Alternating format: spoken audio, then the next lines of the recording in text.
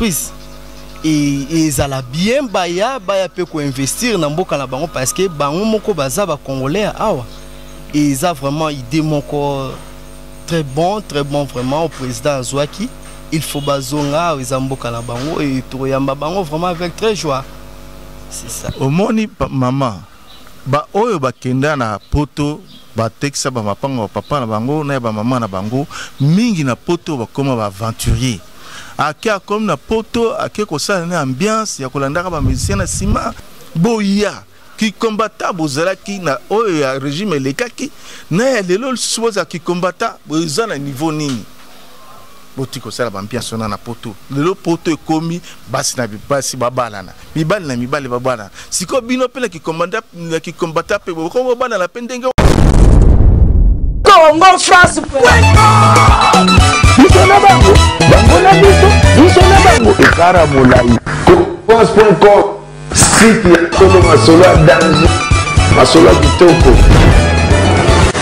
Congo France Coucou très chers téléspectateurs, bienvenue à vous dans cette émission. À la présentation, c'est Jemima Kadima. Jemima Kadima, votre humble présentatrice. Et nous sommes, je tiens à préciser que nous sommes dans la commune de Bandal-Lungwa. À Bandal, comme ils ont l'habitude de dire, Bandal c'est Paris. Nous sommes à Bandal et là on va parler, on va faire balader notre micro, on va parler avec les habitants de la commune de Bandal, on va parler avec eux on va débattre un sujet très capital, un sujet qui fait vraiment le buzz, qui fait vraiment le buzz à Kinshasa.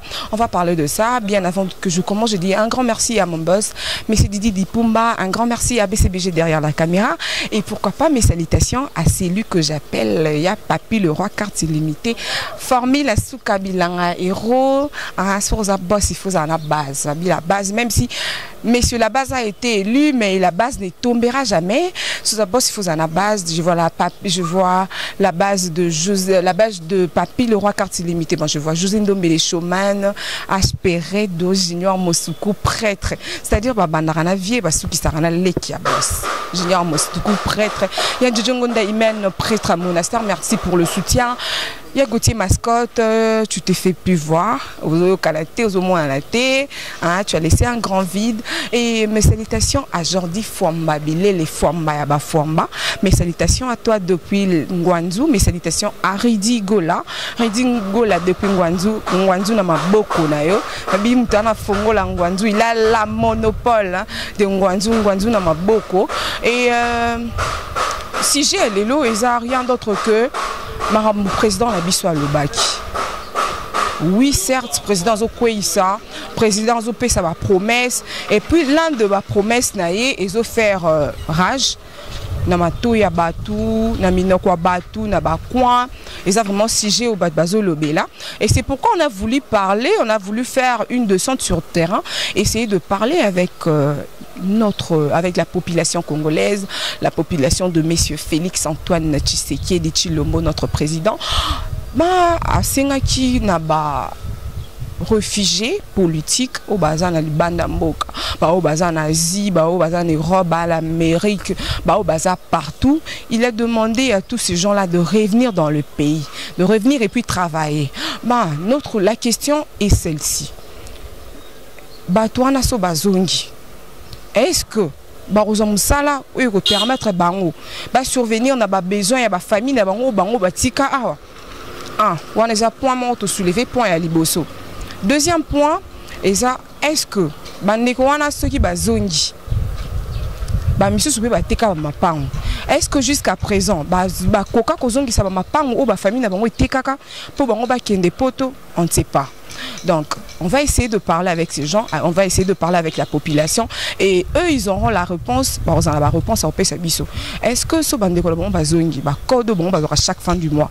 Est-ce que bon à maison il y a ça point d'interrogation, on va parler avec la population va intervenir et puis on va essayer d'analyser sur deux points où ils sont vraiment sensibles dans ce sujet. Voilà, restez branchés sur notre chaîne www.congofrance.com. Voilà, très chers abonnés, comprenez, nous sommes en train de poursuivre notre micro-baladaire nous sommes venus dans la parcelle où tellement que la papa, lui, il parle, il fait des analyses. Nous sommes venus parler de ces sujets avec le papa.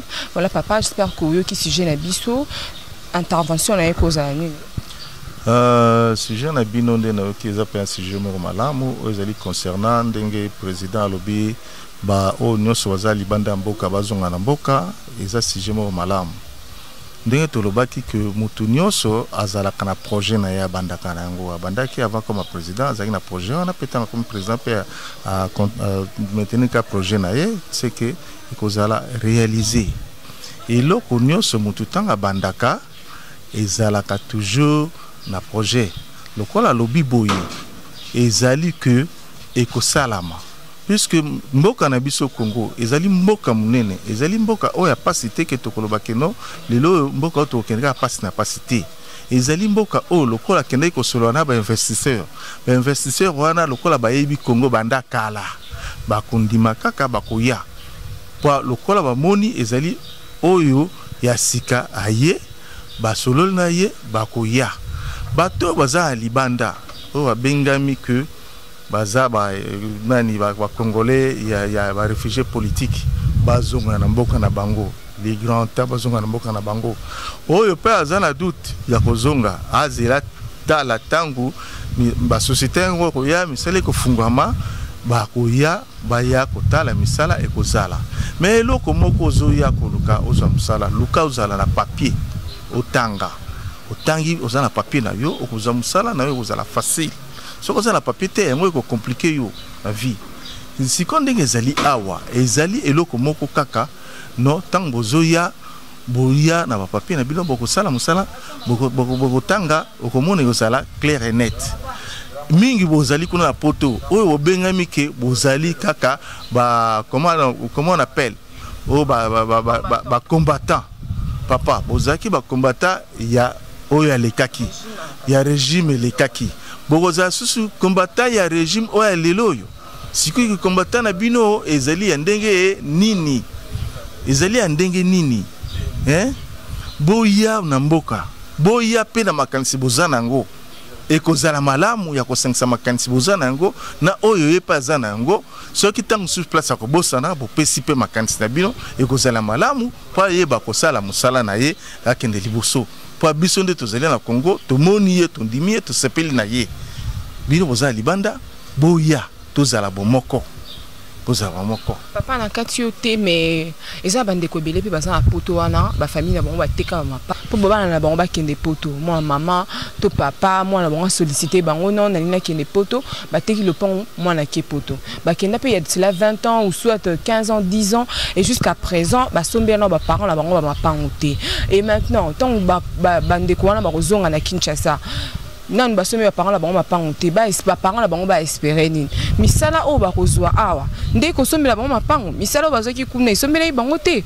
ba yaka bongo ba continuer comme na ba parents la bango ba comme étant ba locataire ou soit basé là nan baso omoni maman ba oyo ba kenda na poto ba teksa ba mapango papa na bango na ba maman na bango mingi na poto ba koma ba aventurier akia comme na poto akia ko sala na ambiance ya kolandaka ba musicien na sima ya kozalaka na sima ya batu asali le côté alors que na biso na Congo kindoki nde muteza ko primer tanga zo sala eloko moko te asombi ndako moko te na Kinshasa atinde eloko moko te na Kinshasa ba otikali na kanda ba kolokaye maloba ya mabe ba kotinda ekozoye kuna na potanga ko sala eloko moko te ako se retrouver na eloko moko te ezali na misusu ope mitema malamu banda akenda na poto akenda na makanisi wana mais loko zo pese passe mukanda moyen se retrouver zate pas mukanda moyen zongo ezalité or na mboka batu nyoso pour se retrouver il faut à la nord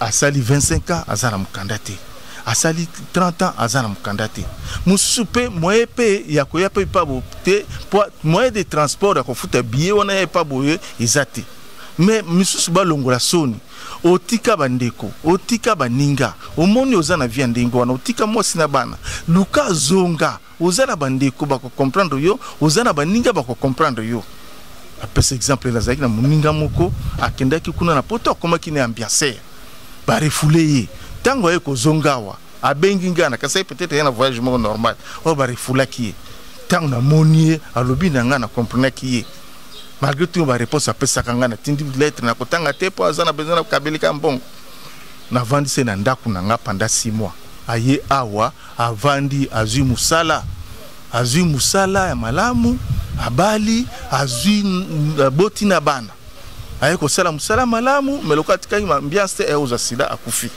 nazunga kina Kinshasa aye ko se retrouver boya qui combatta bozala ki na oya régime lekaki na ya lelo suboza ki combatta boza na niveau nini botiko sala bambiance na poto lelo poto ekomi basi na basi babalana mibali na mibali babalana siko bino pele ki combatta pe boko bana la pendenge wana yango na boko tika bana awa na basi awa bamona passe pona espoir opesa bango iza yango te boya na Kinshasa toza ko se retrouver biso sur na tozali tozima tembele tole tozu pondu tole botikela oyo ayesiko boto pese chance biso nyoso asala et Simba, Eco-Simba, tu peux ces chances.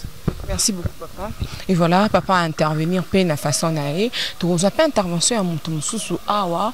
Nous continuons à faire balader micro nabisu papa. Voilà, nous poursuivons notre micro baladeur et on va essayer d'analyser avec un de mes confrères. Avec lui, on va essayer d'analyser sur si j'ai nabisu de Tambolelelo na commune ya Bandalungwa. Voilà, bonjour Voldi, et comment tu vas? Oui, bonjour, je vais assez bien. Dieu nous fait grâce par rapport au souffle de vie donc aux alliés. Ok, Voldi, si j'ai nabisu fait ça. Président de la République Outi Okota a sengi na ba exilé politique bazonga na mboka na bango. Bazonga na mboka na bango awa bazana droit ya ba misala. Donc bazana droit ya misala mais au moment où awa na mboka il y a pas de société, ba investisseurs bazana noté et ils vont revenir pour venir travailler où? Oui, merci, merci pour notre courage, nous circuler, nous sillonner. Pour nous, ça, le terrain, ça va passer. Bon, on a vu que en latin, bon, en français, on a autant de têtes, beaucoup d'avis. Donc, ce qui est basé sur suggestion, ils ont un dingue. Bon, on a un langage que moi. Bon, tant que le président de la République est maître de communication, ils attendent ce point, autant que ce soit canisa. Mais dans un premier temps, moi pas si pour bana batu bazara na poto bazonga na Kinshasa. Hein? Soit exilé politique bon. Batu na so ba ina bonga normal bana ba mbongo na ba moyen ba petit peuple ndé. Batu ka bakenda ko luka kozonga en tout cas pas si makasi. Pour ni eza pas si petit le oh non mboka comme non à cité. Misal les atende yo mo lobby donc on a paraphrasé yo misal les anonte na mboka bon batso ba ibarolia nini tandis que kuneska bazalaka ata musala za malungate momo na bato se retrouver azolata azolia classe pétom musumo nazo ke ya bien oui donc et si quand déjà et ça peut donc il y a une divergence d'opinion entre eux na bato asengi ba ouais et si que deuxième point est que eza ba famille est belée. Ma famille est belle, oh bah t'es capable de pas on a bon pour on va se retrouver dans la poto place bazar kuna. To banaye na ba exilé politique mais itoko suka na bangote il faut to le blaper ba famille oh bah tina ba na ba poto et puis oh na ba occasion ni oh bah t'es capable pas on a bon mais jusqu'à présent ils ont ba congolais pe belé oh bah zong ba kokana ko zong s'appelle ba mapa wana te ba kokana ko sombi asu ba parents la bango ba mapa ngo bango ba tekisa bangote. Bah aux gens à au moment où nous sommes le pan papa maman battant dans locataire. Oui, merci pour la question. On a talaboué et le lobby les attentes sous bateau basana identité à Kinshasa non. Bateau lobby temps support mon voyage normalement bateau belé bachara poto pe le roi paradis na mutu yango bakoya na bambisika douana. Poto les paradis te malgré tout poto leki awa leki awa pour condition de vie non médiocre. Tarati siko non ameli langa cité non nazaki na hotel ndo so kalate on va so na tali siko ke ndo so kalate mena benda langa ngoma beta mo lo mwa gaya on va pour tout ça pe na ba charge tout ça na bande ko na misato sala to na bande ko tom so fokabula na bango ainsi de suite. Donc on a vu on a ba mécanisme be don mutule tanga tom so journal moi ça depuis on a mia Si vous bateau bakenda nyonso bakenda ba poto wana oya ba tango wana ke nyonso bateka mo lupango po ya kende po ba parents ba grever aba kuzo tanso ndako footela et c'est le cas buzoba ya pena ba muso basala ba acte bon chance et ils ont un peu sourire akenda be papa fukini baloba papa mba chance le ko pamba a tongi ne pe muso bakenda pe kuna pour la vie zamenga batu bizanga ndolo bake dans la vie il y a les hauts et les bas moni vie munyo c'est la cité na vie attendre to tanga na ba université la cité que yo pour zo alwa ki ngani na mona batu mususu o ba lekay ba ninga mususu maile na ba classe tisiko ba crever na palais donc ba na eloko yo sala te magi maile makasi de wana ma musuko ya nzambe destin donc batu mususu ba kena ba poto na voie normale et simba pété mususu ba kena ninga mafia ninga césarien ya okata kata et simbela bango pour les sotali ba ndonso ba west africaine wana ba kena mingi poto na nzeka ba mafia mais mon ba mambe simbi la bango ba tonga na ba mboka na bango donc et c'est le moment où on profiter pe quand occasion na pe ça peut concept na bato ba na ba bulu en tant ça na mo le rone ma beske tant ça na le rone mo ana chassa et continuer là alinga te comme pas que potobo so simbité surtout ba âge na ba âge na biso boya na normal le rosa na ba bilo mo be otobunda tant que ba mikili pour âge dans la mo Congo na mo makasi ko travailler mais na ba âge mo avancé mo na mo toujours arriver poto na Kinshasa surtout na ba bandalo na ba njili. Donc c'est de l'homme bon habité. Pour toi paradis mais avantage à pour les animaux nous sommes tous ça en richesse à Orozo mbongo tout le monde a américain en Afrique mine de maraki Congo Afrique mobimba tout le monde a américain en Angola quand la tête on rejeté côté qui na mamba dollar pour le pétrole au monde ba nous a ba fonds ba 100,000 dollars ba Kuwait na ba 30,000 les amambé go ça en Afrique l'Europe go ça la maté ni les États-Unis na nzipete na Asie. Donc on se prend un risque wana mutu mo azaka na ngomona mutu akwera beneni mutu bo mamona ndako na go zika nyo sekei na ba bage uchaba mbona ba banki mobwe ba microcrédit okecha mbongo mutu mobwe kimi na kene braza ba contrôler ngote bilo bo zaka en Afrique mais na poto mo passe mutu azaki nango aro réussir on est réussir pour na vini na bagi dans la vie il y a les hauts et les bas mais ça moi passe vie sociale na poto sécurisée à tout vivre dans l'insécurité tilelo le maton vraiment on s'arrête donc pour la bande de ko basala ba biloko bon temps fufu bon lupango ninga mona baba malade bon le boter le pont pour que poto so baza mapango ebele là ça va na ba parents ba pesa ba corps bongo maton pour la plupart bato basala bon ba kenda c'est comme si nzambe nya pesa ba cartouche pour na ebele mais to a télévision to roya te poto difama bato et ça na bato ebele ba kenda mamba bongo basala lorote donc Mato. Voilà, un grand merci à toi. Et on continue, c'était là un chroniqueur comme moi, on continue, on cherche des personnes pour continuer notre interview. On poursuit notre micro-baladaire, toujours mes caca la population quinoise. Et voilà, bonjour. Bonjour madame. Vous faites si jeune Abissou Eza, président de la République à Singakina, exilé politique au baza libanda mboka tona bande qu'on a biso baza libanda mboka bazonga na mboka ba ko travailler. La question est celle-ci, ba ko travailler ndenge nini au moment où ba société ezana na mboka te ba investisseur bazana na mboka te ce que bande qu'on ba ko travailler ndenge nini. Bon on a des problèmes encore Italie politique. Bon ce que président Félix alobi ndenge wana ezaye moko ayebi le pourquoi il a dit ça. D'abord, mes sincères félicitations à Imoko, président de la République, Nano Félix Tshisekedi, Chilombo. C'est vraiment une très bonne. Ils ont vraiment idée Moko ya Malamu, Oya Bimisaki, malgré il y a des contradictions par-ci par-là, mais moi je l'encourage sur ça, ils ont vraiment bien.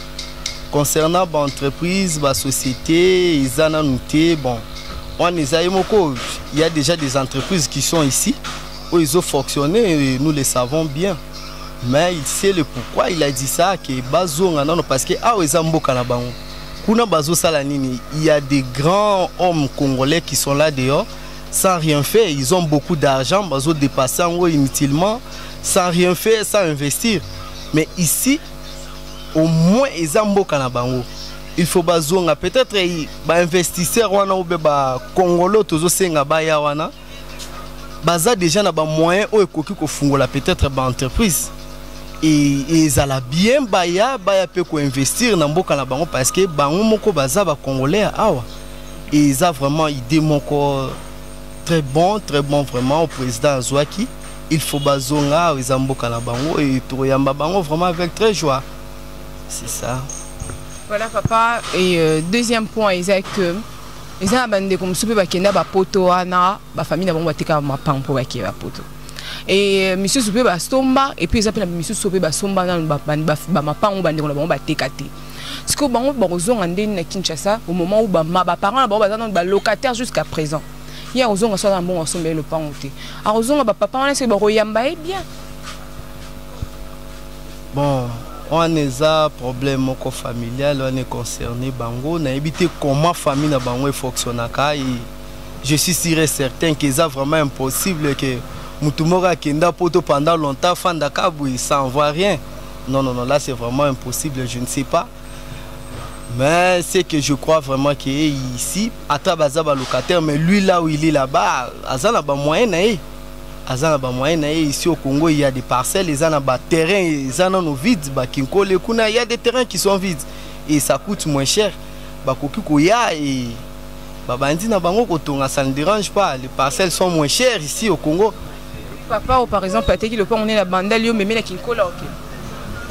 Mais oui, c'est un déplacement, ça ne dérange pas. Et ça, quelque chose, compliqué, je ne sais pas. Bandal, qu'est-ce qu'il y a Bandal? Bandal avant tout, ils allaient rappeler le gars, Kinko les caca. Avec le temps, Kinko les appelle comme peut-être Yaoundé comme le cas qu'on les a vu tout Bandal, tu éviter, mais au moins ceux qui vont bailler, Babandi au somba kuna tozotonga. Au moment où pays n'a pas se développer encore davantage, l'idée que notre président à sa tête, c'est ça. Tout faire développer Mboka na biso, c'est ça. On a besoin baya. Ba mike bazala on la poche kuna. Là il paye cher. Bazaba locataire kuna mais ici soko zuma belé non na Kinkole. Toza na ba brousse milaya wa. Il peut venir bailler, on va construire. On a besoin que Mboka na biso se développer comme amunene. Ce qui total le ba pays le quoi ba Tanzanie za muke. Tokeneti ba Rwanda wana eza muke mais soko tali faso ba comment c'est vraiment la façon moko botoko imaginer te comme vraiment propre na niveau moi ça kanate nous aussi on a besoin de ça. C'est le bien que Mboka on est en muke. Il y a biso tellement vaste que kotongo eza lelo na lobité. Non eza lelo na lobité pourquoi parce que biso moko non ba congolais to amité mamabe.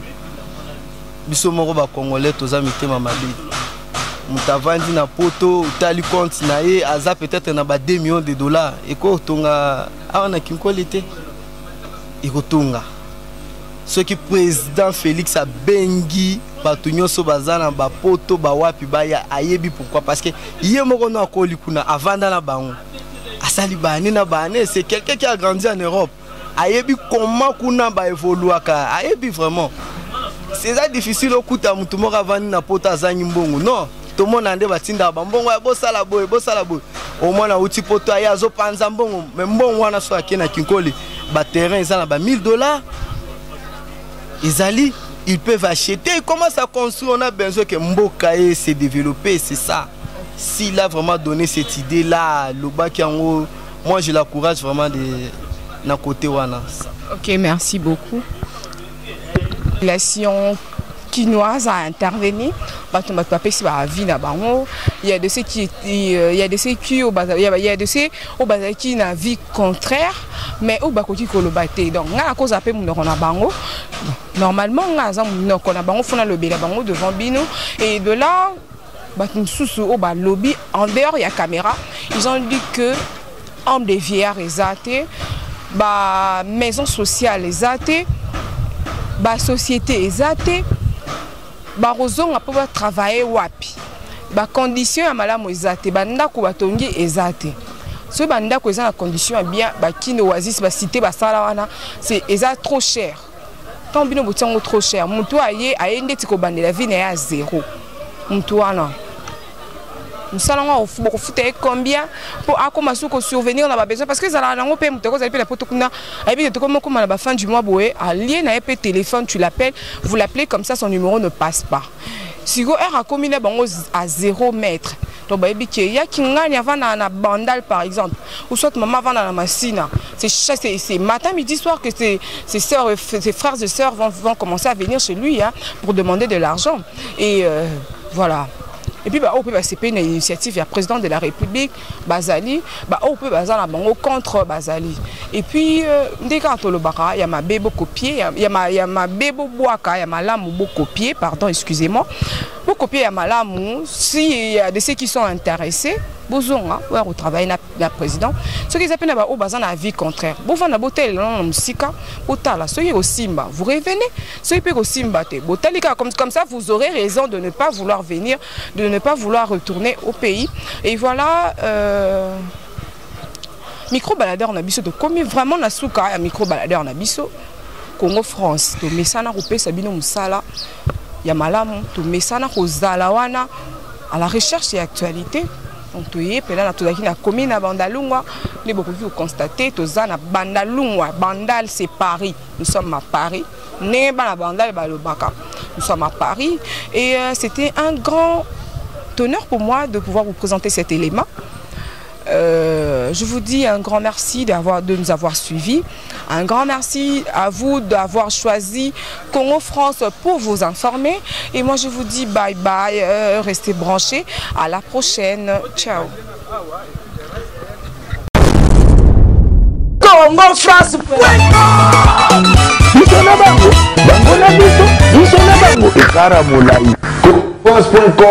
Site ya Kolo Masolo à danger.